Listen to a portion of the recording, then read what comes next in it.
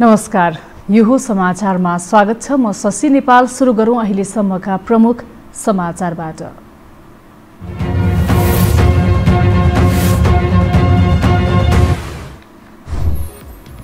लामो रस्साकसीपछि गण्डकीमा सत्ता उल्टियो। कांग्रेस सांसद कृष्णचन्द्र पोखरेल मुख्यमन्त्रीमा नियुक्त। गण्डकी प्रदेशसभा विघटन हुने संकट तत्काललाई टर्यो। गण्डकी प्रदेशमा मुख्यमन्त्री गुरुङको सरकार ढलेपछि प्रधानमन्त्री ओलीलाई धक्का। सर्वोच्चको फैसलापछि एमाले पार्टीभित्र पनि ओलीलाई सकस। प्रधानमन्त्री ओलीको हत्या गर्न तयार रहेको अभिव्यक्ति दिएका बागमती प्रदेश सांसद वैद्यले माफी मागे। एमालेका 15 संगठनद्वारा वैद्यलाई कारबाही गर्न गृहमन्त्रीसँग माग। नाकामा कडाई गरी निषेधाज्ञा खोल्नुपर्ने उपत्यका नगरपालिका फोरमको निष्कर्ष। थप 6295 कोरोना संक्रमण मुक्त, 3384 संक्रमित थपिए। र बागमती प्रदेश सरकारको नीति तथा कार्यक्रम बहुमतले स्वीकृत। शिक्षाको गुणस्तर सुधारका लागि विश्व बैंकले नेपाललाई 7 अर्ब भन्दा बढी सहयोग गर्ने घोषणा।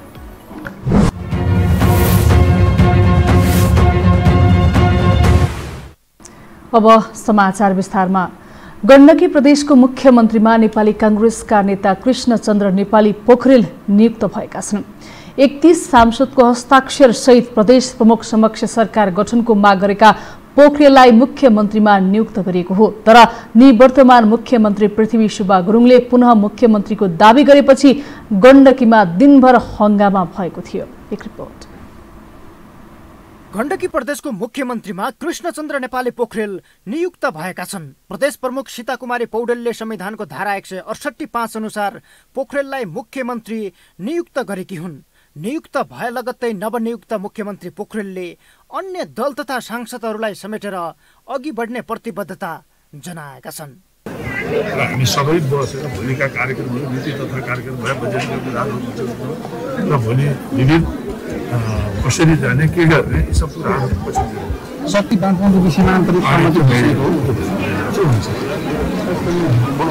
मुख्यमन्त्री नियुक्तिका लागि आधार पेश गर्न आह्वान गरिएपछि विपक्षी गठबन्धनको तर्फबाट पोखरेलले 31 प्रदेशसभा सदस्यको हस्ताक्षर सहित दावी पेश गरेका थिए। शुक्रबार प्रदेशसभाबाट लिएको विश्वासको मतमा असफल सिद्ध भएर पद गुमेका मुख्यमन्त्री पृथ्वी सुब्बा गुरुङले शनिबार फेरि बहुमत दावी गरे। नेपाली कांग्रेस नेतृत्वको विपक्षी गठबन्धनले सरकार गठनको घनीभूत तयारीका साथ अन्तिम चरणमा रहेका बेला मुख्यमन्त्री गुरुङले यसअघि केन्द्रमा प्रधानमन्त्री केपी शर्मा ओलीले गरेकै हत्कण्डाको सिको गर्दै प्रदेश प्रमुख समक्ष दावी प्रस्तुत गर्दा केही बेर हंगामा भयो।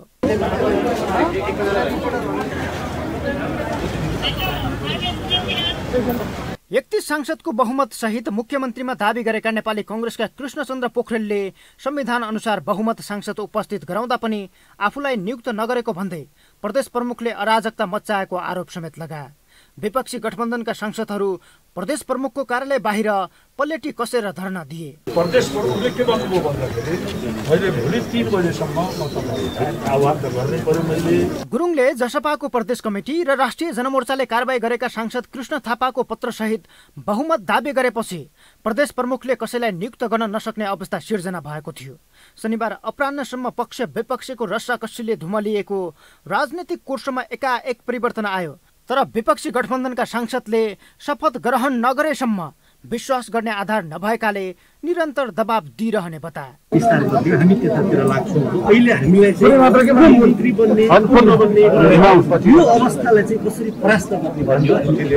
अब मुख्यमन्त्री नियुक्त भएका पोखरेलले 30 दिनभित्र प्रदेशसभा मार्फत विश्वासको मत लिनुपर्नेछ। यसअघिका मुख्यमन्त्रीले प्रदेशसभामा विश्वासको मत गुमाएका थिए। तर सत्तामा रहन अन्तिमसम्म अनेक तिग्दम गरे पनि उनी सफल हुन सकेनन्। यो हो टेलिभिजनका लागि सन्तोष बेके थापा, काठमाडौँ। गत वर्षको फागुन 23मा सर्वोच्च अदालतको फैसलापछि एमालेमा फर्किएका ओलीले विरोधी र प्रतिस्पर्धीलाई पन्छाएर एकलौटी निर्णय गर्दै आएका थिए। यसै कारण असन्तुष्ट बनेको माधव कुमार नेपाल समूह विपक्षीकै गठबन्धनमा उभिएर ओली शासन ढाल्न लागि परेको छ। यता सर्वोच्चले भने बाटो बिराउँदै हिँडेका ओलीलाई लिकमा ल्याउने काम गर्दै आएको छ। एक रिपोर्ट। विभिन्न तिग्डम अपनाएर सत्ताको आयु लम्ब्याइरहेका प्रधानमन्त्री केपी शर्मा ओलीलाई बिहिबार सर्वोच्चको फैसलाले दोहोरो झट्का दियो। एक जेठ 9 गते प्रधानमन्त्रीको सिफारिसमा राष्ट्रपतिले जारी गरेको नागरिकता सम्बन्धी अध्यादेश कार्यान्वयन नगर्न अन्तरिम आदेश दियो भने अर्को ओलीले कारबाही गरेर पदमुक्त भएका कर्णालीका 4 सांसदको पद पुनर्बहाली गरिदियो। त्यसबाहेक कारबाहीका लागि 24 घण्टे म्याद जारी गरिएका सुदूरपश्चिमका 17 एमाले सांसदलाई समेत अब ओलीले कारबाही गर्न नसक्ने भएका छन्। यसअघि नै एमाले वरिष्ठ नेता माधव कुमार नेपाल सहितका 11 नेतालाई निष्कासन गरिएको कारबाही समेत अवैध ठहर भएको छ। प्रधानमन्त्रीजीले मैले गरेपछि जे पनि हुन्छ, उही भगवानले तँमा सबभन्दा ठुलो मान्छे तै होस् है पृथ्वीमा भनेर भगवानले पठाएको कानमा हालेर पठाइदिए जस्तो चाहिँ के को यहाँ यो काम चलाउ सरकार जे हो मै हो भन्ने यो गलत नजिर राख्नु भएको छ, गलत प्रयास गर्नुभएको छ। यो सफल हुँदैन। नेपालमा न्यायालय हुँदैन थियो भने प्रधानमन्त्री केपी शर्मा ओलीका अघि घुँडा नटेकी कसैलाई सुक्कै थिएन। धन्न न्यायालय नामको सर्वोच्च अदालत छ र प्रधानमन्त्री ओलीले बिगार्दै हिँडेका पाइलाहरू सपार्दै आएको छ। गत वर्षको पुस 5 मा प्रधानमन्त्री ओलीले प्रतिनिधि सभा विघटन गरे र मध्यावधि निर्वाचनको मिति तोके, तर फागुन 11 गते अदालतले त्यसलाई असंवैधानिक भन्यो र संसद विघटन बदर गरिदियो। फागुनकै 23 गते नेकपाको नाम सम्बन्धी विवादमा फैसला गरेको सर्वोच्चले एमाले र माओवादी केन्द्रलाई पूर्ववत अवस्था अर्थात् 2075 जेठ 2 अघिकै अवस्थामा फर्काइदियो। तर एमालेको अध्यक्षमा फर्किएपछि विरोधी र प्रतिस्पर्धीलाई पाखा लगाएर केन्द्रीय कमिटी विस्तार गरेका ओलीले आफू र महासचिव बाहेकका सबै पदाधिकारीको पद खारेज गरिदिए। आफ्नै पक्ष मात्र रहेको महाधिवेशन आयोजक कमिटी निर्माण गरे र त्यही मार्फत आफू विरुद्ध बोल्नेहरूलाई मनलाग्दी कारबाहीको दण्ड बर्साए। तर ओलीले बनाएको 10औं राष्ट्रिय महाधिवेशन आयोजक कमिटीलाई आधिकारिक संरचना नमान्ने अदालतको आदेशले ओलीलाई थप अप्ठ्यारोमा पारेको छ। पार्टीको वैधता स्थापित हुनु पर्यो भन्ने हाम्रो सङ्घर्ष हो। त्यो सङ्घर्षको सिलसिलामा उहाँले पनि हामीलाई अनेक किसिमले दमन गर्न खोज्नु भएको छ। हामीले पनि त्यसको प्रतिवाद गरेका छौँ। यदि सर्वोच्चको फैसला अनुसार र हिजो अब थप त्यसो जे कुरा आएको छ त्यो बमोजिम पार्टी स्वाभाविक गति र प्रक्रियामा साँच्चीकै इमान्दारीका साथ काम गर्न अगाडि बढ्यो भने त त्यो त जुन बिन्दुदेखि हामी आरम्भ गर्छौँ त्यो बिन्दुदेखिका काम कारबाही मात्रै केन्द्रीय कमिटीको कारबाही वा केन्द्रीय कमिटीको निर्णयको घेराभित्र आउँछ। उहाँ कुन रूपमा गर्नुहुन्छ या गर्नुहुन्न त्यसले हाम्रा आगामी कामहरू र हाम्रा आफ्ना पाइलाहरू निर्धारित हुनेछन्। वैशाख 31 मा प्रधानमन्त्री ओलीले माओवादी केन्द्रबाट निर्वाचित भएर एमालेमा प्रवेश गरी मन्त्री भएका 7 गैर सांसदलाई मन्त्री नियुक्त गरेका थिए। तर अदालतले गैर सांसद व्यक्तिले पुनः नियुक्ति लिएको भन्दै पद खोसेको थियो। त्यसयता जेठ 7 को मध्यरातमा आएर प्रधानमन्त्री ओलीले दोस्रो पटक प्रतिनिधि सभा विघटन गरेका छन्, जुन अहिले सर्वोच्चको संवैधानिक इजलासमा विचाराधीन छ। 5 महिना अघि उस्तै प्रकृतिको विघटन गरेका ओलीले दोस्रो पटक गरेको विघटन पनि बदरभागी रहेको भन्दै पुनः स्थापनाको सम्भावना बलियो रहेको कानुनका जानकारहरू बताउँछन्। तर हरेक पटक न्यायालय र कार्यपालिका बीचको मुठभेडले प्रधानमन्त्रीलाई कमजोर पार्ने मात्रै होइन, पतनकै बाटोमा पुर्याएको छ। र चाहिँ राष्ट्र र देशको लागि उहाँले चाहिँ सदैव चिताएर थपक्क राजीनामा दिएर आनन्दले चाहिँ बसेर 2 चोटि प्रधानमन्त्री भइसक्नुभयो। अब कतिचोटि हुनु पर्यो? आखिर त उही संविधान हो, त्यही संविधान अन्तर्गत गर्ने काम हो, उही जनता हो। जनतालाई खुसी बनाउने काम त जसले गर्दा पनि हुन्छ नि, खड्गप्रसाद ओली नै गर्नुपर्छ भन्ने पनि त होइन। बिहिबार नै गण्डकी प्रदेशका मुख्यमन्त्री पृथ्वी सुब्बा गुरुङले विश्वासको मत नपाएर पदमुक्त भएपछि ओली पक्षले अर्को हार बेहोर्नु परेको छ। कर्णाली र सुदूरपश्चिम मात्र नभएर प्रदेश नम्बर 2 मा समेत ओलीले यसअघि नै हार स्वीकारेका छन्। उस्तै खालको नियति प्रदेश नम्बर 1 र लुम्बिनी प्रदेशमा पनि बेहोर्नु पर्ने सम्भावना बलियो हुँदै गएको छ। त्यसबाहेक राष्ट्रिय सभाको उपनिर्वाचनमा बागमती र लुम्बिनी प्रदेशमा पराजय बेहोरेका ओलीलाई आगामी निर्वाचनको आकलन राम्रैसँग भएको छ। अहिले ओली जहाँ छन् त्यहाँ पतन र समाप्ति मात्रै सम्भव रहेको विश्लेषण भइरहेको छ। यो हो टेलिभिजनका लागि क्यामेरामा सुरज श्रेष्ठका साथमा सन्तोष विके थापा, काठमाडौँ। नेपाली कांग्रेसको 14औं महाधिवेशनको मिति सर्ने भएको छ। आज पार्टी सभापति शेरबहादुर देउवाको निवास बुढानेलकण्ठमा बसेको पदाधिकारीको बैठकले महाधिवेशनको मिति केही पर सार्ने प्रस्ताव राखेको हो। कोरोना महामारी देखाउँदै महाधिवेशन पहिले तोके भन्दा 2 साता पर धक्किने प्रस्ताव गरेको बुझिएको छ, जसअनुसार भदौ 16 देखि 19 गतेसम्म 14औं महाधिवेशन गर्ने पदाधिकारी बैठकको प्रस्ताव छ। त्यसको अनुमोदन भने असार 3 गते बस्ने केन्द्रीय समितिको बैठकले गर्नेछ।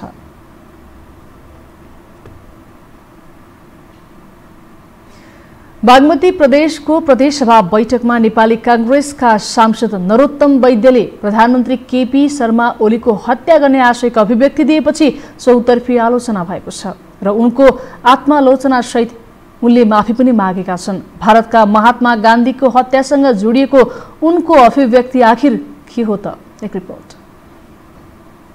भारतमा महात्मा गान्धीको हत्या नाथुराम गोडसेले गरे भने नेपालमा नरोत्तम वैद्यले प्रधानमन्त्री ओलीको हत्या गर्नुपर्छ भन्ने अभिव्यक्ति दिए। ओलीको हत्या गर्न कोही तयार नभए आफै नाथुराम गोडसे बन्ने भन्दै बागमती प्रदेश सभामै सनसनीपूर्ण अभिव्यक्ति दिए, जुन अभिव्यक्तिलाई लिएर अहिले चौतर्फी आलोचना भइरहेको छ। शुक्रबार बागमती प्रदेश सभाको बैठकमा बोल्दै नेपाली कांग्रेसका प्रदेश सभा सदस्य नरोत्तम वैद्यले प्रधानमन्त्री केपी शर्मा ओलीले पद जोगाउन जुनसुकै सम्झौता गर्न सक्छन् भन्दै आपत्ति मात्रै जनाएनन्। खड्ग ओलीलाई यसरी नै छोडिदियो भने देश खाइदिन्छ भन्दै नाथुराम गोडसेको आवश्यकता रहेको अभिव्यक्ति दिए। त्यो समयमा यदि खड्ग ओलीलाई यसरी नै छोड्ने हो भने यो नेपाल खाइदिन्छ है, खाइदिन्छ है। त्यसैले मेरो आग्रह चाहिँ के भने कोही नाथुराम गोडसे आवश्यकता पर्यो है, अब यो देश बचाउनको लागि कोही नाथुराम गोडसे बन्न तयार छैन भने म बन्ने कि मान्य सदस्य म बन्ने कि। यो भारतका पिता भनेर चिनिने महात्मा गान्धीको हत्या नाथुराम गोडसेले जसरी गरेका थिए, नेपालमा पनि प्रधानमन्त्री ओलीको हत्या गर्ने त्यस्तै व्यक्ति चाहिएको छ। त्यस्तो व्यक्ति कोही नभए आफै गोडसे बन्ने वैद्यको भनाइ थियो। नरोत्तम वैद्यले भनेको नाथुराम गोडसेले महात्मा गान्धीको हत्या कसरी गरेका थिए त? सन् 1990 मा भारतको पुणे शहरमा जन्मिएको गोडसेले 1944 तिर महात्मा गान्धीलाई मार्ने योजना बनाएको थियो। जति बेला हिन्दू महासभाका नाममा प्रदर्शन चलिरहेको थियो। प्रदर्शनकै बीचमा महात्मा गान्धी भारत विभाजनलाई रोक्न मोहम्मद अली जिन्नासँग वार्ता गर्न मुम्बई जाँदै थिए। त्यति बेला नै नाथुरामले गान्धीमाथि चक्कु प्रहार गर्न खोजे पनि गिरफ्तारमा परेको थियो। त्यसपछि निरन्तर मौका पर्खी बसेको नाथुरामले 1948 जनवरी 20 मा गान्धीमाथि लक्षित गरी बम हानेको थियो, तर निशाना चुक्यो। त्यसको 10 दिनपछि गान्धी प्रार्थना गर्न आश्रम जाँदै थिए। नाथुरामले त्यही दिन 3 गोली हानेर गान्धीको हत्या गरेको थियो। त्यही नाथुरामसँग आफूलाई जोडेर अभिव्यक्ति दिएका वैद्यले शनिबार सच्याएर माफी मागेका छन्। संयोजन गरेको दलको एक सिपाहीको नाताले आफूले बोलेको उक्त अभिव्यक्ति फिर्ता लिँदै रेकर्डबाट हटाउन माननीय सभामुख समक्ष हार्दिक अनुरोध गर्दछु। जय नेपाल। वैद्यको अभिव्यक्तिलाई लिएर सत्तापक्षका मात्र नभई कांग्रेसकै नेताहरूले समेत आपत्ति जनाएका छन्। प्रधानमन्त्री ओलीले गरेका काम कारबाहीको असन्तुष्टिमाथि आवेग निकालेर दिएको अभिव्यक्ति संसदीय मर्यादा बाहिर भएको भन्दै पक्राउ गरी कारबाही गर्न माग समेत गरिएको छ। सत्तारूढ एमाले विज्ञप्ति सार्वजनिक गर्दै माफी मागेर मुक्ति नपाउने भन्दै फौजदारी कसुर लगाउन माग गरेको छ। यसलाई नेपाली कांग्रेसका प्रवक्ता विश्वप्रकाश शर्माले आवेगको बोली र व्यवहार भावनात्मक उत्तेजना भनेर उन्मुक्ति नहुने बताएका छन्। संसदभित्र नेताहरूको यस्तो अभिव्यक्ति आउनुलाई समाजशास्त्रीहरू नेताहरूमा राजनैतिक संस्कार हराउँदै गएको बुझिरहेका छन्। अब यो के हो भनेदेखि हाम्रो राजनीतिक दलका नेताहरूमा पोलिटिकल कल्चर तपाईँको डेभलप भएन कि राजनीतिक जुन संस्कार हो नि, राजनीतिक संस्कृतिको विकासै भएन। अब त्यो चाहिँ नि एक किसिमको छाडापन भयो कि त्यो उनीहरूलाई कुनै किसिमको नैतिक बन्धन पनि भएन, कानुनी बन्धन पनि भएन है, चाहिँ अराजक खालको पनि भयो। आरोप प्रत्यारोपकै बीचमा असंसदीय भाषाको प्रयोग यसअघि पनि संसदमा भएका धेरै नजिरहरू छन्। केही दिन अघि मात्रै गण्डकी प्रदेश सभाका सदस्य मनबहादुर गुरुङले सभामुखको नैतिकतामाथि प्रश्न उठाएपछि सभामुख नेत्रनाथ अधिकारीले उनको भनाई रेकर्डबाट हटाएका थिए। यसअघि पनि सरकारको प्रवक्ता समेत रहेका तत्कालीन सञ्चार मन्त्री गोकुल बास्कोटाले एमसीसी जुनसुकै हालतमा पास हुन्छ भन्दै अमेरिकाले चाह्यो भने यो देशका नेताहरूलाई सुलेमान बनाइदिन्छ भन्ने आपत्तिजनक अभिव्यक्ति दिएपछि चौतर्फी विरोध भएको थियो। संसदमै राष्ट्रियता जस्तो संवेदनशील विषयमा तत्कालीन सांसद सरिता गिरीले कालापानी, लिपुलेक र लिम्पियाधुरा नेपालको नभई भारतको भएको अभिव्यक्ति दिएपछि चौतर्फी विरोधका बावजुद उनको पार्टी जसपाले पद खोसेको थियो। त्यसबाहेक जसपाका वरिष्ठ नेता तथा हालका उप प्रधानमन्त्री राजेन्द्र महतोले समेत तत्कालीन सभामुख कृष्ण बहादुर महरालाई, महाडकैत र पुष्पकमल दाहाल प्रचण्डलाई अपराधी भनेपछि उनको भनाइ रेकर्डबाट हटाइएको थियो। संसदमा बोली डिलिट हुनेमा प्रधानमन्त्री ओली पनि पर्छन्। सांसदहरूको आक्रोश, कुण्ठा र निम्छा र अभिव्यक्तिलाई बेवास्ता गरेर मात्रै जवाब दिन्छु भनेपछि तत्कालीन सभामुख कृष्ण बहादुर महराले उनको अभिव्यक्ति रेकर्डबाट हटाएका थिए। फलत ओली नेपालको इतिहासमै पहिलो पटक त्यस्तो प्रधानमन्त्रीका रूपमा दर्जा भए जसको बोलीलाई संसदको रेकर्डबाट हटाउनु परेको थियो। विगतमा पनि 2063 सालतिर पुनः स्थापित प्रतिनिधि सभा बैठकमा तत्कालीन माओवादीका सांसद लोकेन्द्र विष्टले संसदभित्रै पेस्तोल लिएर आउने चेतावनी दिएका थिए। 2064 सालमा गठित संविधान सभा बैठकमा तत्कालीन माओवादीका सांसद गोपाल किराँतीले संविधान जारी गर्न नदिए वा नदिनेलाई खरानी बनाएर खरानीमाथि संविधान जारी गर्ने अभिव्यक्ति दिएका थिए। उनीहरूको अभिव्यक्ति तत्कालीन सभामुख र संविधान सभाको अध्यक्षको जिम्मेवारीमा रहेका सुभाष नेङमङले रेकर्डबाट हटाएका थिए। नेपालमा सांसदहरूले यसरी भावावेशमा आएर उत्तेजना फैलाएका उदाहरण दर्जनौं छन्। जनमतको मर्यादा जोगाउनकै लागि भए पनि सांसदहरूले आफ्नो बोलीमा लगाम लगाउन जरुरी छ। यो हो टेलिभिजनका लागि सन्तोष विके थापा, काठमाडौँ। नेपाली कांग्रेसका बागमती प्रदेश सांसद नरोत्तम वैद्यलाई कारबाही गर्न माग गर्दै गृह मन्त्रीलाई ज्ञापन पत्र बुझाइएको छ। नेपाल कम्युनिस्ट पार्टी एमालेका विभिन्न 15वटा जनसंगठनहरूले गृहमन्त्री खगराज अधिकारीलाई कारबाही गर्न माग गर्दै ज्ञापन पत्र बुझाएका हुन्। ज्ञापन पत्र लिएर गृह मन्त्रालय पुगेका जनसंगठनका प्रतिनिधिले प्रदेश सांसद वैद्यले प्रधानमन्त्रीको ज्यान सुरक्षामाथि धावा बोलेकाले फौजदारी कसुरमा मुद्दा चलाई कारबाही गर्न माग गरेका हुन्।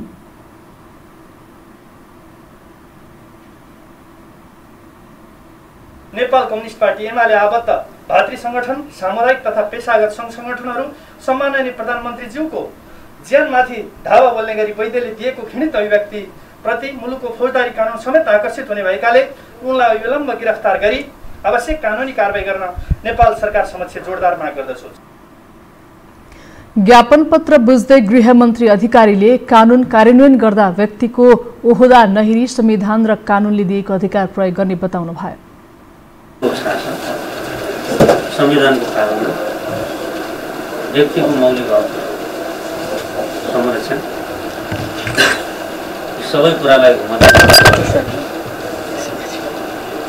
तपाईँहरूले हामीलाई महत्त्वपूर्ण ज्ञापन पत्र दिनुभएको छ। हाम्रो तर्फबाट कानुनको परिपालना गर्ने र सबै व्यक्तिको वैयक्तिक स्वतन्त्रताको पनि उत्तिकै सम्मान गर्ने कामलाई हामी ध्यान दिनेछौँ र यहाँहरूको चासोप्रति हामी मन्त्रालयको तर्फबाट उच्च सम्मान गर्दै हाम्रो सबै आवश्यक सरसल्लाह गरेर हामी अगाडि बढ्नेछौँ। सांसद वैद्य नेपाली कांग्रेसको तर्फबाट बागमती प्रदेशका लागि काठमाडौँ निर्वाचन क्षेत्र नम्बर 4 बाट निर्वाचित जनप्रतिनिधि हुनुहुन्छ। सांसद वैद्यले प्रदेश सरकारको नीति तथा कार्यक्रममाथिको छलफलमा बोल्दै प्रधानमन्त्रीमाथि नकारात्मक टिप्पणी गर्दै नाथुराम गोडसे बन्ने अभिव्यक्ति दिनुभएको थियो। सांसद वैद्यको टिप्पणीलाई सबैले निन्दा र भत्सना गरेपछि उहाँले आत्मालोचना गरिसक्नु भएको छ।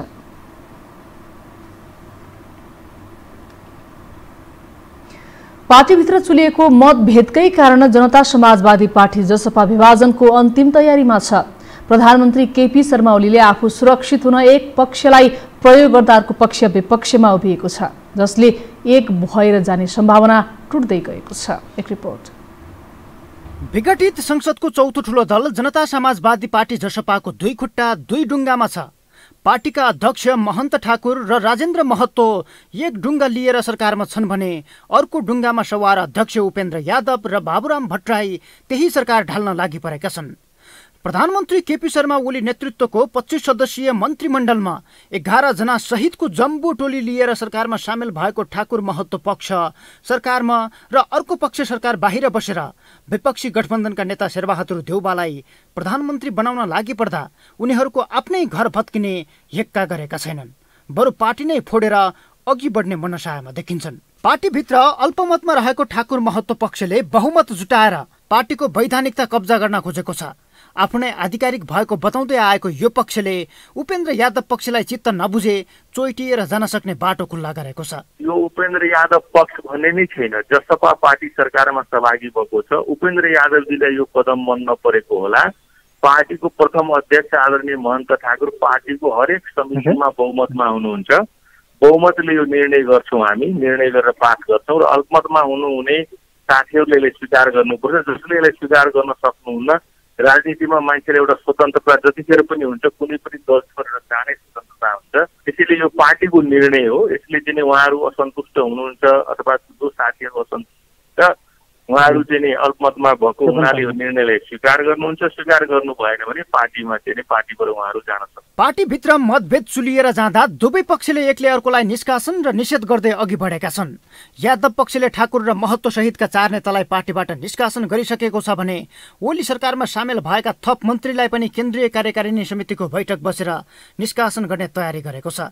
उता पार्टीमा पहिलो अध्यक्ष आफू भएको भन्दै ठाकुर पक्षले अर्का अध्यक्ष यादवलाई निष्कासन गरेको छ। महतोको नेतृत्वमा पूर्व राजपा धार ओली नेतृत्वको सरकारमा सामेल भएपछि यादव पक्षले प्रदेश 2बाट पूर्व राजपा धारका मन्त्रीलाई हटाएको छ। कानुनी रूपमा जसपाको छाताभित्र रहेका दुवै पक्षले फरक पार्टीको अभ्यासलाई अघि बढाएका छन्। ठाकुर पक्षले चित्त नबुझे पार्टी छोडेर जान सक्ने चुनौती दिएका बेला उपेन्द्र यादव पक्ष पार्टीका केही अनुशासनहीन व्यक्तिलाई कारबाही गरिएको भन्दै जसपा एक रहेको दाबी गर्दै आएको छ। केही मान्छेले पार्टीको विधान उल्लङ्घन गरेको कारणबाट निष्कासित भएको छ। जसपा अहिले एउटै पार्टी छ। तपाईहरुलाई पनि निष्कासन गरे। त्यहाँ चाहिँ के छ भने अब आफैले मनले निष्कासन हुँदैन त, त्यहाँ त कमिटी चाहिन्छ नि। पार्टीको केन्द्रीय कार्यकारिणी समितिको अत्याधिक बहुमतले पार्टीको विधान अनुसार व्यक्तिलाई निष्कासन गरे हो। अनुशासन उल्लङ्घन गर्नेलाई पार्टी एकजुट छ, एकजुट रहन्छ। जसपाको अधिकार सम्पन्न केन्द्रीय कार्यकारिणी समितिमा तत्कालीन राजपाबाट 26 र समाजवादीबाट 25 सदस्य भागभण्डाका आधारमा राखिएको थियो। पूर्व राजपा धारका रेशम चौधरी जेलमा भएकाले 25-25 सदस्य थियो। तर ठाकुर पक्षले ओली सरकारलाई समर्थन गरेपछि यो पक्षका 6 सदस्य यादव समूहमा गएका छन्। यादवतिरका 2 सदस्य ठाकुरको कित्तामा आएका छन्। वैधानिकतालाई लिएर निर्वाचन आयोगमा लडिरहेका जसपाका दुवै पक्षको मुद्दा छिनोफानोमा आयोगले समेत अनावश्यक विलम्ब गरेको छ।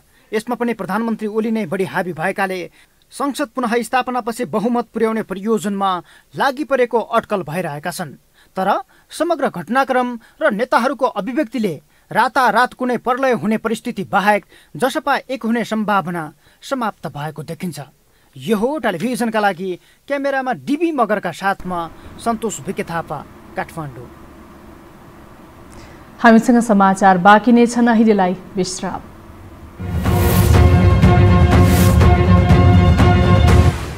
विश्रामपछि स्वागत छ। अब बाँकी समाचार। नेपालमा पछिल्लो 24 घण्टामा थप 3,384 जनामा कोरोना भाइरसको संक्रमण पुष्टि भएको छ। स्वास्थ्य तथा जनसङ्ख्या मन्त्रालयका अनुसार 8,506 जनाको पीसीआर परीक्षण गर्दा 2,382 जना र 5,988 जनाको एन्टिजेन परीक्षण गर्दा 1,200 जनामा संक्रमण पुष्टि भएको हो। यस्तै आज थप 6,295 जना कोरोना संक्रमण मुक्त भएका छन्। यससँगै कुल कोरोना संक्रमण मुक्त हुनेको संख्या 5,27,111 पुगेको छ। आज संक्रमणबाट थप 61 जनाको मृत्यु भएको छ। नेपालमा कोरोनाबाट ज्यान गुमाउनेको कुल संख्या 8,366 पुगेको छ। हाल देशभर सक्रिय संक्रमितको संख्या 71,301 रहेको छ। काठमाडौँ उपत्यकामा जारी निषेधाज्ञा खोल्ने वा जारी राख्ने भन्ने विषयमा बहस सुरु भएको छ। उपत्यकाका प्रमुख जिल्ला अधिकारीहरू केही खुकुलो गरेर निषेधाज्ञा थप्ने तयारीमा छन् भने उपत्यका नगरपालिका फोरम भने नाकामा कडाई गरेर निषेधाज्ञा खोल्नुपर्ने पक्षमा रहेको छ। एक रिपोर्ट। काठमाडौँ उपत्यकामा जारी निषेधाज्ञा अब के गर्ने भन्ने बहस भइरहेका बेला पुनः एक हप्ताका लागि थप हुने भएको छ। उपत्यकाका 3 जिल्लाका प्रमुख जिल्ला अधिकारीहरूको बैठकले यस्तो निर्णय गरेको छ। तर निषेधाज्ञा केही खुकुलो भने हुन सक्ने बताइएको छ। निर्माणजन्य कार्यलाई निरन्तरता दिइने भएको छ। बिहान 9 बजेसम्म मात्र किराना पसल तथा तरकारी पसल खुल्दै आएकोमा अब 1 घण्टा थपेर 10 बजेसम्म खुल्न दिइनेछ। निषेधाज्ञा परिपालनामा बढ्दै गएको अवज्ञा, केही ती नेता लगातार जसो भइरहेको प्रदर्शन लगायतका कारण पनि निषेधाज्ञा लम्ब्याउनुको विकल्प नभएको कोभिड सङ्कट व्यवस्थापन केन्द्रको ठहर छ। स्वास्थ्य मापदण्ड पालना नहुनु, मास्कको प्रयोग नहुनु र भिडभाड बढी गर्नुले संक्रमण दरमा सुधार आएको छैन। तर उपत्यका नगरपालिका फोरमले भने नाकामा कडाई गरेर उपत्यकामा भने निषेधाज्ञा खोल्नुपर्ने बताएको छ। सबैले खोप पाउने अवस्था नहुन्जेल नाका खुकुलो गर्न नहुने, तर उपत्यकाभित्रको निषेधाज्ञा भने खुकुलो बनाउँदै लानुपर्ने फोरमको तर्क छ। उपत्यकाभित्र चाहिँ नि अलिकति खुकुलो बनाउँदै जाने, उपत्यकाका नाकाहरूमा चाहिँ केही समय अझ नै सिलबन्दी नै गर्ने, तर बिस्तारै चाहिँ नि अनि खोल्दै जाने गर्यो भने यो गुनासो पनि कम हुँदै जान्छ। राज्यले पनि आर्थिक गतिविधिलाई चलामान गरेको पनि देखिन्छ र अहिले जुन घरभित्र थुनिएको जस्तो महसुस गरेर पिदा महसुस गरेर आएको छ नि, त्यसलाई अलिक थोरै भए पनि मलमपट्टि गरेको जस्तो महसुस होला कि भनेर हामीले त्यतातिर छलफल चलाइरहेको छ। जनस्वास्थ्यविद पनि अब निषेधाज्ञा खुकुलो बनाउँदै लैजानुपर्ने बताउँछन्। विश्वका अन्य देशमा पनि संक्रमण दर घट्दै जाँदा स्वास्थ्य मापदण्ड पालनामा कडाई गर्दै निषेधाज्ञा खुकुलो बनाउने अभ्यास नेपालमा पनि लागू गरिनुपर्ने उनीहरू बताउँछन्। संक्रमण फैलने जोखिम नागरिकलाई दुःख दिएर नभई भिडभाड नगरेर कम गर्न सकिने तर्फ सम्बन्धित निकायले सोच्नुपर्ने विज्ञहरूको तर्क छ। पसल तथा बैंक खोल्नका लागि जारी समयसीमा हटाउने, रेस्टुरेन्टलाई टेक अवे सेवा सञ्चालनमा ल्याउने तथा अनलाइन सेवा प्रदायकलाई प्रोत्साहन गर्ने कार्य तत्काल गर्नुपर्ने उनीहरूको भनाइ छ। तर यो बीचमा परीक्षण दर बढाउन र यथाशक्य चाँडो खोप आयात गर्नतर्फ पनि सरकारले सोच्नुपर्ने उनीहरूको सुझाव छ। बन्दाबन्दीमै रमाइरहनु भएको छ उहाँहरू, गर्नु पर्यो त अहिले परीक्षण बढाउनु पर्यो, छिटोभन्दा छिटो पहिचान भएर उहाँलाई छुट्याउन सकियोस्। खोप त्यस्तो महत्त्वपूर्ण, खोप आज पनि कोही रोकेको भन्ने समाचार आइरहेको छ, के हो कसो मैले बुझेको छैन होइन। खुकुलो पारेको बेला भिडभाड नगर्ने, मास्क लाउने, त्यो कडाई त गर्न सकिन्छ नि। सुरक्षा संयन्त्रको काम के त, खालि घरभित्र मात्रै छुने त होइन नि त, काम पनि त गर्नु पर्यो नि त, उहाँलाई काम दिनु पर्यो नि। पसलहरू बजारहरूमा भिडभाड गर्न नदिने, यस्तो त काम पनि त गर्न सक्नु पर्यो नि त राज्यले। हुन त उपत्यकामा निषेधाज्ञा नाम मात्रको बन्दै गएको छ। सरकारी मापदण्डकै कारण बैंक तथा पसलहरूमा भिडभाड यति धेरै बढेको छ कि त्यहीबाट कोरोना फैलने जोखिम उच्च छ। अर्कातर्फ महामारी विरुद्धको ब्रह्मास्त्र मानिएको खोप अभियान नै रोकिएको छ। खोप कहिले आउँछ र आम नागरिकले कहिले प्राप्त गर्छन् भन्ने टुङ्गो छैन भने मृत्युदरमा पनि उल्लेख्य कमी आएको छैन। फलत सरकारी निर्णय प्रक्रियामा भएको सानो कमजोरी तेस्रो लहरको कारण बन्ने देखिन्छ। यसर्थ पहिलो लहरको गल्ती यसपटक नदोहोरियोस् भन्नेमा सम्बन्धित निकाय चनाखो हुन जरुरी छ।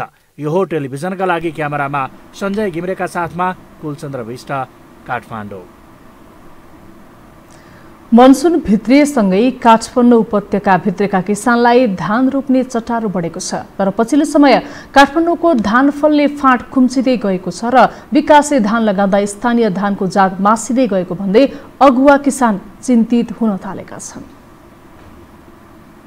काठमाडौँ उपत्यका धेरै उब्जनी हुने माटो भएको ठाउँ भन्ने बुझाइ छ। बढ्दो शहरीकरणले धान फल्ने खेतमा घरै घर ठडिएका छन्। तर उपत्यकाको काठ क्षेत्रमा अझै खेतीयोग्य जमिन बाँकी छ। यिनै काठ, ढाप र डोलहरूमा धान रोपाई सुरु भएको छ।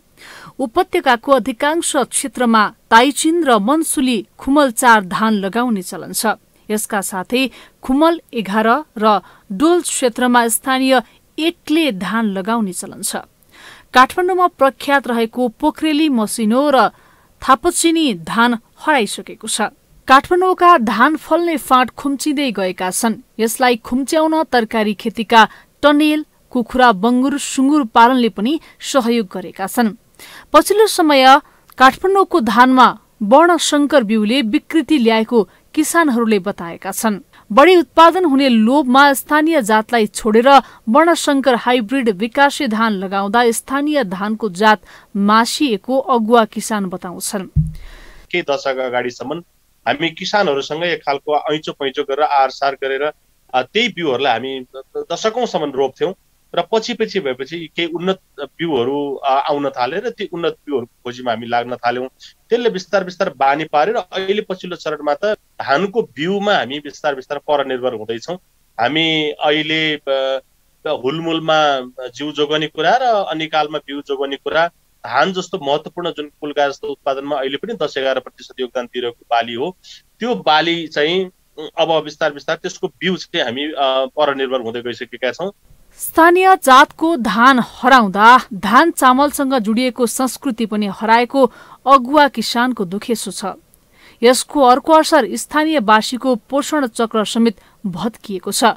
उब्जनी हुने ठाउँमा यसपालिको धान रोपाई विगत वर्ष जस्तो छैन। कोरोना संक्रमणको जोखिमका बीच रोपाईको काम गर्नु परिरहेको छ।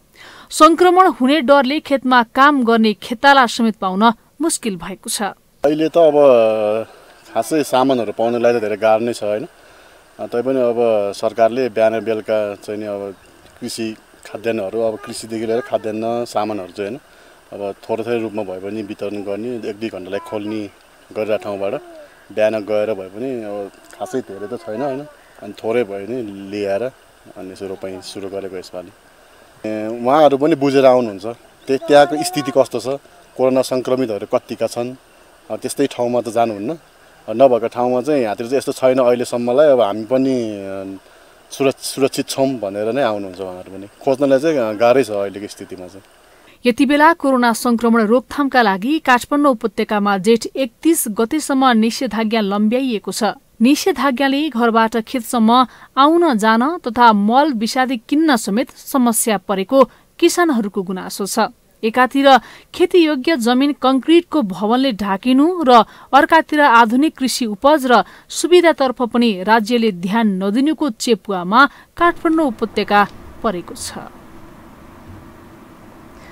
नेपालमा मनसुन भित्रेसँगै देशभर केही दिन वर्षा हुने मौसमविदहरूले बताएका छन्। अहिले देशभर आंशिकदेखि सामान्य बदली भई थोरै स्थानमा वर्षा भइरहेको जल तथा मौसम पूर्वानुमान महाशाखाले जनाएको छ।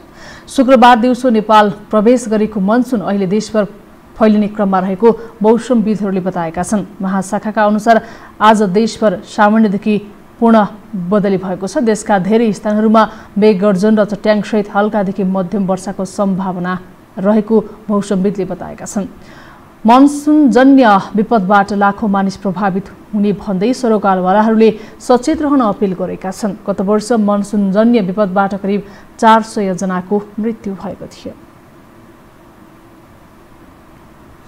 कोरोना महामारीमा फ्रन्टलाइनमा खटिने व्यक्तिहरूलाई हौसला प्रदान गर्ने उद्देश्यले काठमाडौँको रत्न पार्कमा बृहत चित्र कोरिएको छ। कोरोना महामारीको चपेटामा पुरै देश आक्रान्त भएका बेला फ्रन्टलाइनमा रहेर जिम्मेवारी निभाएका स्वास्थ्यकर्मी, सुरक्षाकर्मी, सञ्चारकर्मी, विमान चालकहरूलाई चित्रण गरिएको वाल पेन्टिङ तयार भएको हो। युवा डुजाङ शेर्पाको व्यक्तिगत अवधारणा र लगानीमा बृहत चित्र तयार पारेको हो। ट्राफिक प्रहरी र काठमाडौँ महानगरपालिकाको स्वीकृतिमा 1 हप्ता लगाएर आर्ट तयार गरेको डुजाङ शेर्पाले बताउनु भयो। पब्लिकबाट पनि उहाँहरूले चाहिँ जुन हो उहाँलाई जुन ग्रेच्युटी दिनुपर्ने हामीले त्यो नपाइरहेको अवस्थामा चाहिँ जो सेकेन्ड लकडाउनमा पनि तपाईँको जुन स्वास्थ्यकर्मीहरूमाथि नि तपाईँको हातपात हुने खालको विभिन्न किसिमको घटनाहरू हामीले चाहिँ सुन्यौँ। त्यो हुँदै गर्दाखेरि हामीले चाहिँ नागरिक स्तरबाट हामी चाहिँ कमसेकम फ्रन्टलाइनर्सहरू जो स्वास्थ्यकर्मीहरू, सुरक्षाकर्मीहरू, पत्रकारहरू, तपाईँको चाहिँ पाइलटहरू जसले अहिले तपाईँको एड ड्रप गरेर भए पनि तपाईँको सामानहरू ल्याइरहेको अवस्था छ।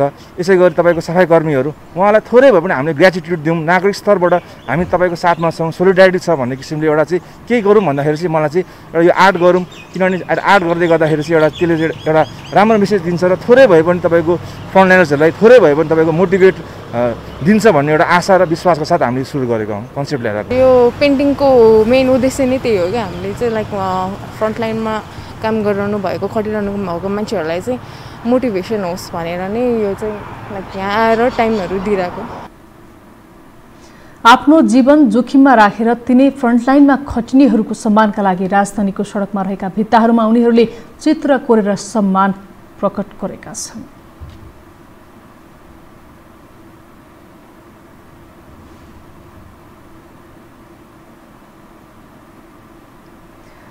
बेलायतमा रहेको खालसा एन्ड इन्टरनेसनलले नेपाललाई कोभिड राहत मार्फत 150 थान अक्सिजन कन्सन्ट्रेटर सहयोग गरेको छ। नेपालस्थित कन्ट्रिब्युसन फर नेपाल संस्थासँगको सहकारीमा उक्त सामग्रीहरू वितरण गरिएको हो। खालसा एन्ड इन्टरनेसनलका नेपालस्थित कार्यक्रम सञ्चालक देवेन्द्र सिंहले आफूहरूले विपदका घटनामा राहतको काम गर्दै आएको बताउनु भएको छ। अहिले कोरोना महामारीको बेलामा नेपालमा अक्सिजनको चरम अभाव भएको थाहा पाएपछि अक्सिजन कन्सन्ट्रेटर सहयोग गरेको उहाँले बताउनु भयो।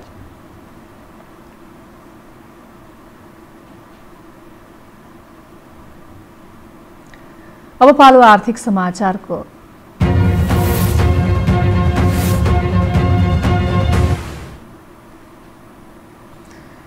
बागमती प्रदेश सरकारले ल्याउन लागेको आगामी आर्थिक वर्ष 2078-79 को नीति तथा कार्यक्रम बहुमतले स्वीकृत गरेको छ। बिहिबार प्रदेश सभामा प्रस्तुत भएको नीति तथा कार्यक्रममा हिजो र आज छलफल भएको थियो। छलफलमा सत्ता पक्ष र प्रतिपक्षका 45 जना सांसदहरू सहभागी भएका थिए।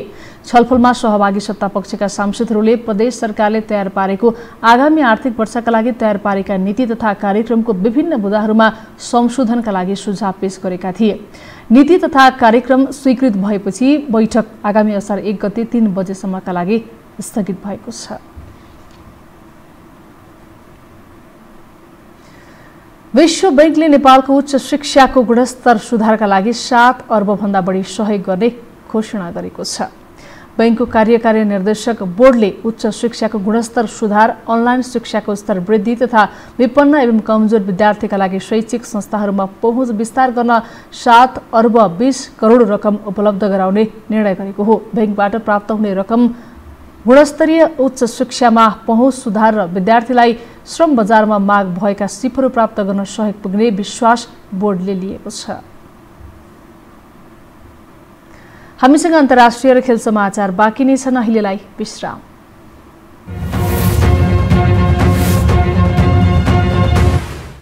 विश्रामपछि पुनः स्वागत छ। अब पालो अन्तर्राष्ट्रिय समाचारको।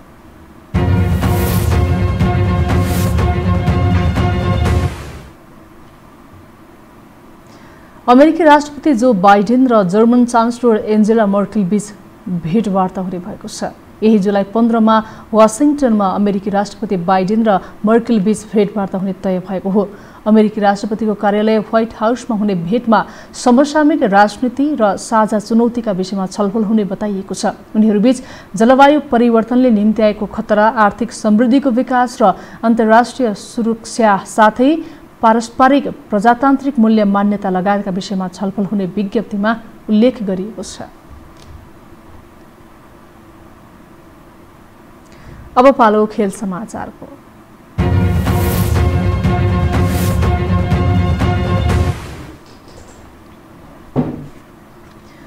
सोह्रौं संस्करणको युरोकप फुटबल अन्तर्गत आज 3 खेल हुँदैछन्। आज समूह एमा रहेको वेल्स र स्विजरल्यान्ड बीच पहिलो प्रतिस्पर्धा हुनेछ।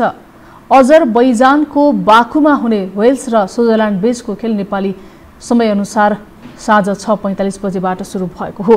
वेल्स र स्विजरल्यान्ड दुवै टिम जित निकाल्ने लक्ष्यसहित मैदानमा उत्रेका छन्। यस्तै समूह बी को पहिलो खेलमा डेनमार्क र फिनल्यान्ड बीच खेल हुनेछ। डेनमार्क र फिनल्यान्ड बीचको खेल राति 9:45 बजे हुनेछ। समूहको दोस्रो खेलमा बेल्जियम र रुस बीच प्रतिस्पर्धा हुनेछ। रुसमा हुने दुई टिम बीचको खेल राति 12:45 बजे सुरु हुनेछ। खेल समाचारसँगै हामी यो समाचारको अन्त्यमा आइपुगेका छौं। बिदा हुनु अघि प्रमुख समाचार पुनः एकपटक।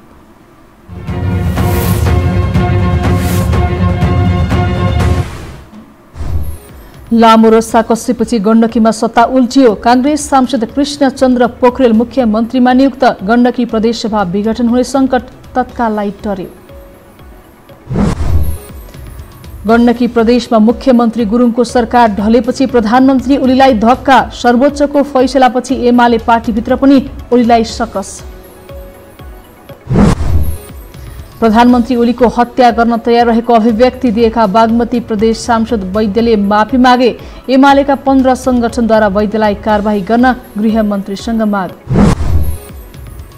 नाकामा कडाई गरी निषेधाज्ञा खोल्नुपर्ने उपत्यका नगरपालिका फोरमको निष्कर्ष। थप 6295 कोरोना संक्रमण मुक्त, 3384 संक्रमित थपिए। र बागमती प्रदेश सरकारको नीति तथा कार्यक्रम बहुमतले स्वीकृत। शिक्षाको गुणस्तर सुधारका लागि विश्व बैंकले नेपाललाई 7 अर्ब भन्दा बढी सहयोग गर्ने घोषणा।